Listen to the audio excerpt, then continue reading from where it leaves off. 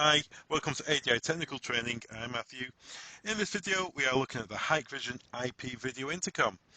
As it's an IP intercom, the configuration for the devices is done on software, which you can download from the manufacturer's website.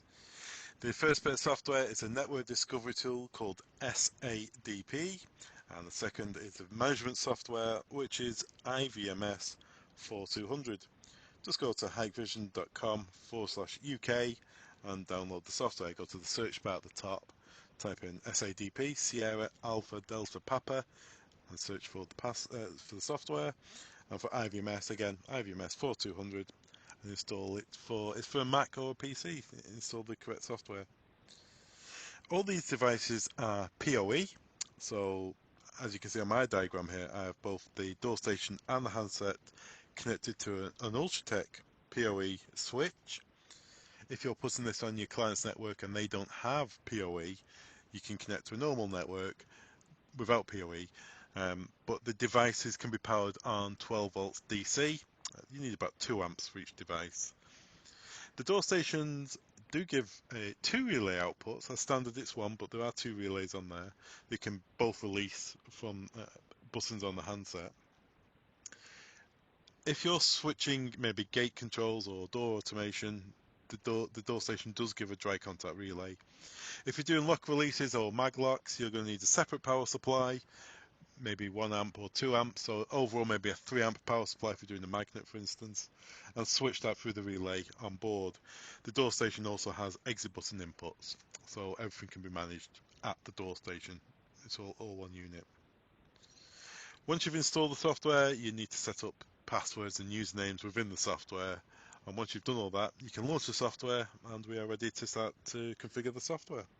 Before you start with the software, we need to have a quick look at the hardware. On the back of each sub-module, you'll find a rubber cover, and under there is a set of dip switches.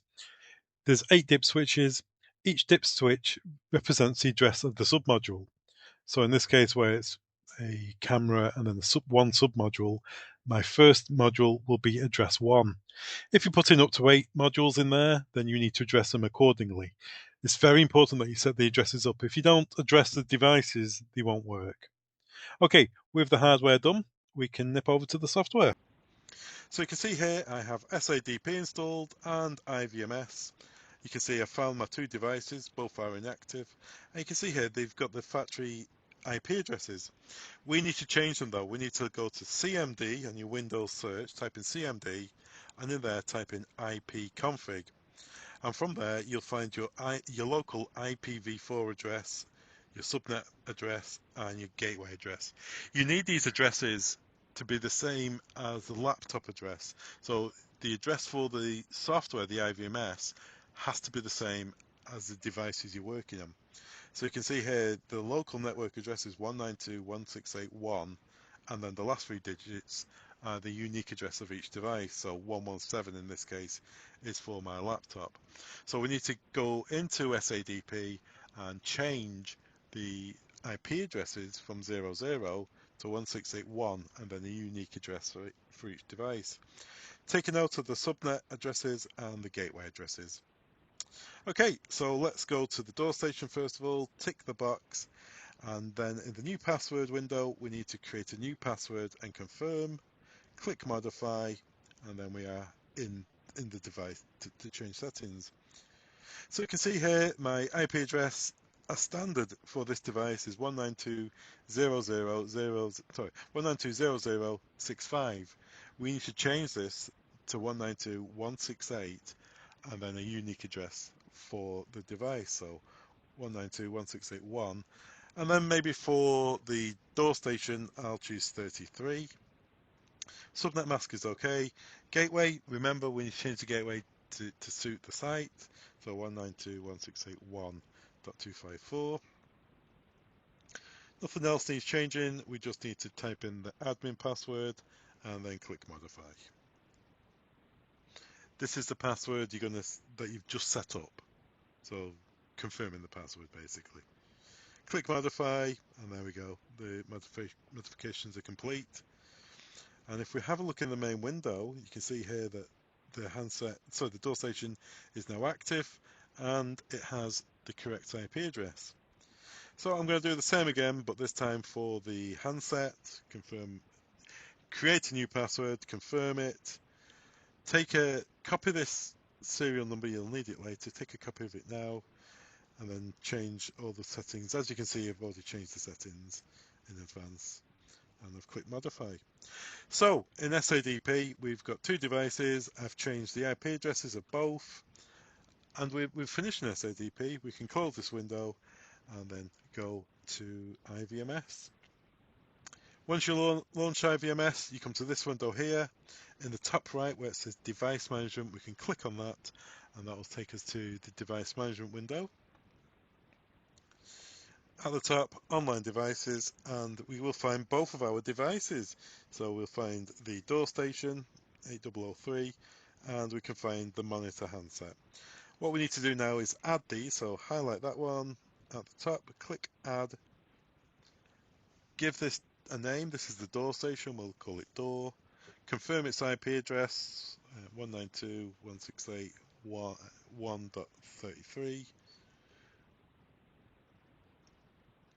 Username, you didn't know this, would be admin, and password, this is the password you just set up in SADP. Once you've done that, synchronize the time and then click add. You can see this is online, so that's that device added, and we will now do the same again, but this time for the monitor.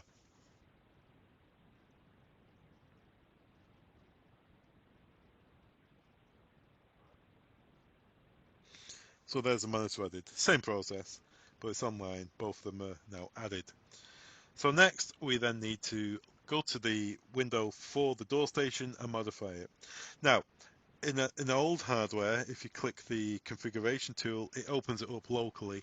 In the latest version of the door stations, you need to go to the local device and browse into it on the web browser. Both take you to this window here. You just need to type in the IP address of the door station. So the IP address of my door station, 192.168.1.33, if I go to my browser and type that in, it will open the window, the configuration window. On older software, on older hardware like I have here, if you go to the configuration window, remote configuration cog, it takes you to this window. From this point on, they're both the same though. So we'll go to device management, we're going to add an indoor station, the monitor. We're going to create a password for it. Sorry, not create a password, we're going to use the password we created in SADP. Confirm that password. If you remember, we took a screen, we copied the serial number, paste it in. If you forgot it, you can go back to IVMS, and here you will see the serial number here. Type in the IP address of the handset, 192.168.1.32. Confirm the subnet address.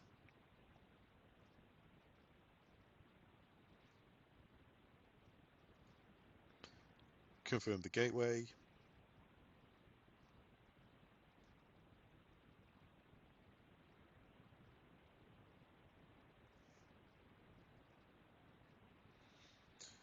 And then floor 1, room 1. So we've got all the IP information configured. All we do is floor 1, room 1, and that, if for larger systems, you can change that later on. So you can see the indoor station is now added to the door station.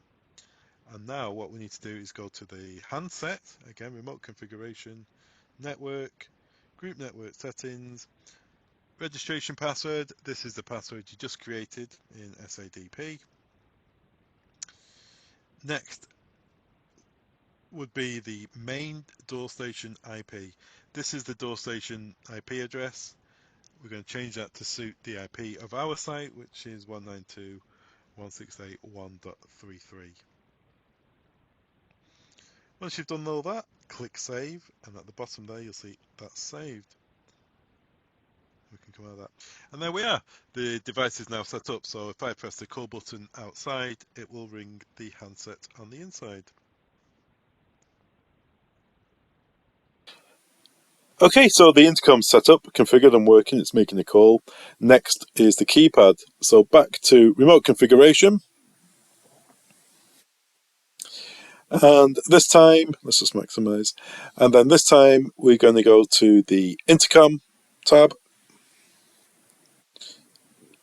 then password settings, create a 4-digit password, confirm that password, and then click save. And come out of that. And that's the password now set in the device. So if you then type in hash your 4 to 6-digit code and then hash again, that will release the door. And there you are. That's the setup of the one-way Hikvision IP video intercom with a keypad on board. Thanks very much for watching. All the products mentioned in this training video can be found on our website. Links are below. Don't forget to subscribe. Thanks very much.